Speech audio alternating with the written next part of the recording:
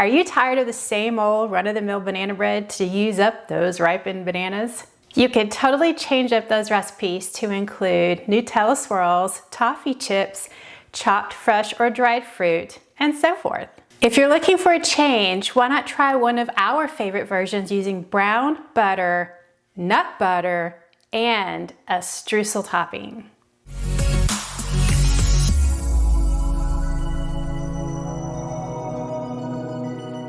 This banana bread recipe is a little different than most because it doesn't include eggs.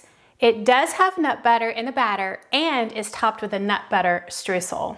You can make it dairy-free by using plant-based butter. Let's check out my recipe, brown butter, streusel-topped, banana, nut butter bread. Woo, that's a mouthful. For the ingredients, you'll need butter, regular or plant-based, very ripe bananas, only 2 to 3 medium large. Notice I have some very ripe bananas and some ripe bananas. Nut butter, I'm using peanut butter, vanilla, granulated sugar, brown sugar, all-purpose flour, baking soda, and salt. Let's begin by making the streusel topping. All you need, flour, brown sugar, and nut butter and regular butter. That's it for the streusel topping. It's nice and rich and very crunchy for the bread. In a small bowl, we're gonna add 30 grams, which is 1/4 cup of all-purpose flour, and 48 grams, which is 1/4 cup packed brown sugar. Give this a quick whisk to make sure they're combined before we add the creamy ingredients. We're gonna add 29 grams, which is 1/8 cup or 2 tablespoons of cold, and I like to dice it, just makes it a little easier to cut it in. And I'm using just regular butter here. You can use plant-based if you wanna be dairy-free. I'm also gonna add 24 grams, which is 1½ teaspoons of just plain old peanut butter. You could use whatever nut butter you like or a seed butter. Almond butter would be great in this. I'm just using the same nut butter in the streusel that I'm also putting in the batter. So we want to cut in both butters in with the sugar and the flour until the mixture resembles sort of small peas. It's going to be a little chunky. Our streusel topping, just small little chunks. And you want to just set this aside. Now let's brown the butter for an extra special flavor. In a small or medium saucepan, actually light color works best because it's easier to see the butter as it browns. We're going to add 57 grams, which is 4 tablespoons or 1/2 stick of butter. I'm just using regular butter here. You could use plant-based. Chunks of butter helps the butter to melt more quickly and evenly. We're going to turn the stove on to low, and we're going to allow the butter to melt. You want to maintain a low heat level to prevent splatters, and we don't want the butter to burn, because then we have to start over. We're at the stage where our butter has completely melted, but now we're waiting for it to begin sizzling. Our butter is now sizzling, which means the water is evaporating, and that's what we want because that's how you get the brown butter, is that the water evaporates, leaving proteins and particles at the end that turn brown like brown sugar. And so we want all this water to evaporate, and you know it has all evaporated when your butter stops sizzling. If you find that your butter is sizzling a little too much, it could be your heat is too high, or just add a lid and that will keep your butter splatters from getting on the stove. Then you'll turn to a stage where there is a foam on top. You don't need to touch it, just let it go, but stay close so that it doesn't burn. I do like to take a little spoon and rub it on the bottom, just make sure those particles do not stick to the bottom. And notice how brown it's getting. You know this is done when the sizzling has stopped. The butter has a nutty caramel or toffee scent, which I can smell right now. And the butter bits that we see at the bottom are brown sugar-like color. Even if there's still a little foam on top, that's okay. So notice how brown it's looking. So that's pretty much it. That's what we're looking for. Our butter is brown, so we're just gonna set it aside and let it cool a bit before we add it to our batter. I wish you could smell this brown butter. It has just this rich, buttery toffee scent. It just fills my kitchen right now. Oh, it smells heavenly. So we're just gonna set that aside and let it cool a bit. In the meantime, we're gonna make the batter for the bread. So you wanna preheat your oven. If you were using a glass dish, preheat your oven at 325 degrees. If you're using a metal dish, preheat it to 350. Glass holds heat more than metal. That's why we want to bake it at a lower temperature. If not, the bottoms and the sides where whatever's touching the glass will brown too quickly and it'll have a burnt look to it. So we're going to cook it a little bit lower. I'm using a 9 by 5 inch loaf pan. You could use an 8.5 by 4.5 inch as well. And we're going to spray it with cooking spray. And then I'm going to place a sheet of parchment paper in. And I just do this because it just makes it easy to remove the bread once it cools. But if you're used to making banana bread and you don't use a parchment paper, well then do what you're used to doing. The bread should come out the same. But if you choose to do this method, I like to take some scissors and cut down to the corners of each side there to where it meets the bottom of the pan. So then fold the flaps in or out, and you could trim them off a little bit if you want to. I like to use the paper for 2 reasons. One, it's easy to lift the bread out so nothing sticks in the pan. And also, when you cut the corners, notice how flat and flush the paper sits in the pan, particularly if it's sticking to the grease that we use to spray the pan. The taller than pan flaps also keep the streusel from falling off in the oven. And then we're just gonna set that aside. So now we're gonna mash the bananas. This ripeness of banana is totally fine, but you do want them pretty ripe.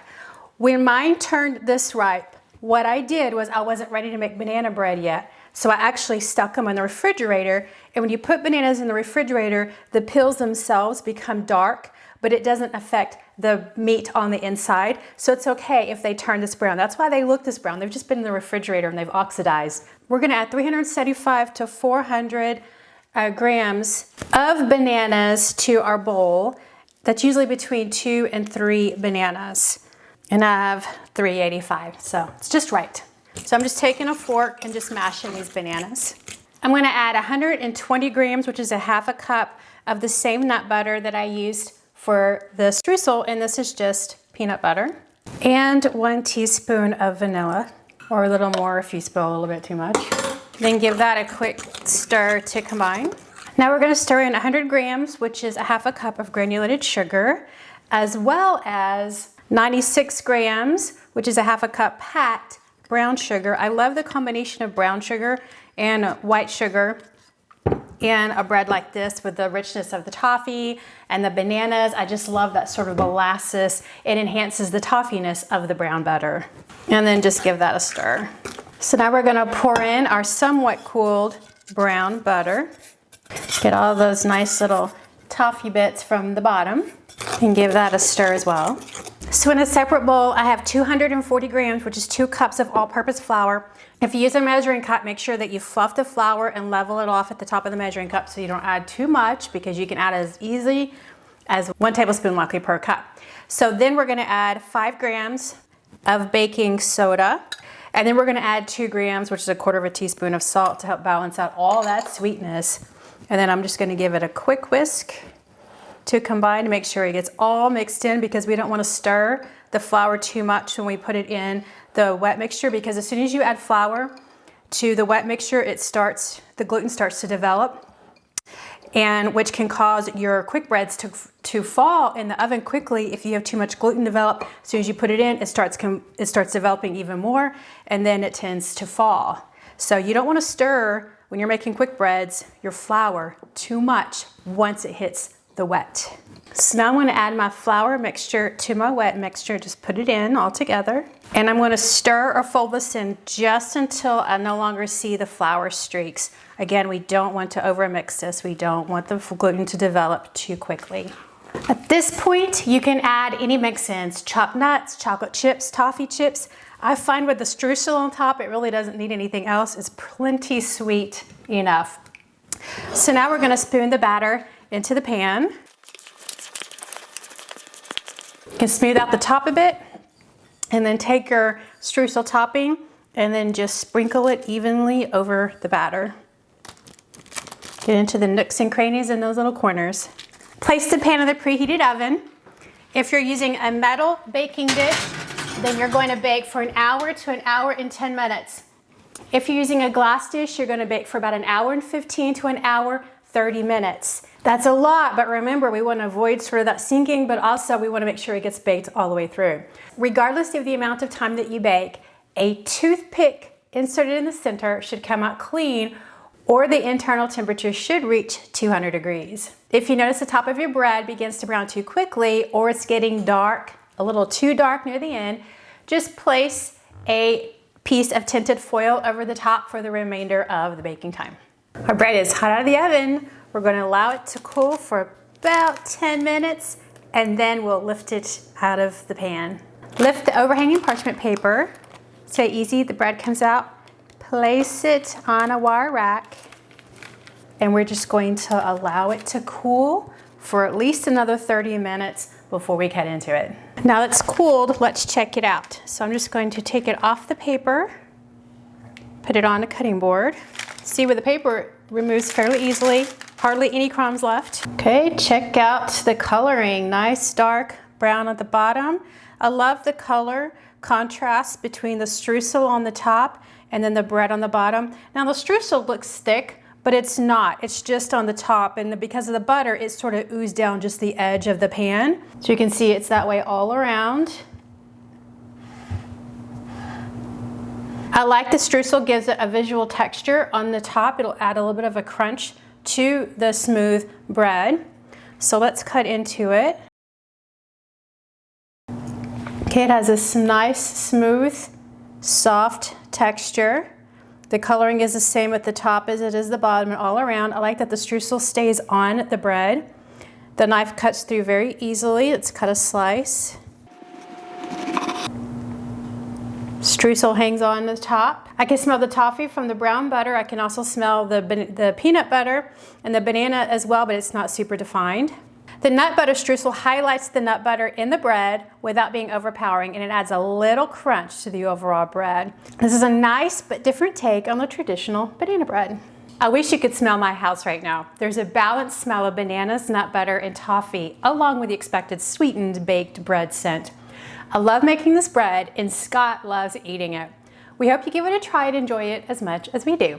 Thanks for watching, liking, and subscribing. Until next time, use those ripened bananas and make some banana bread and go bake the world.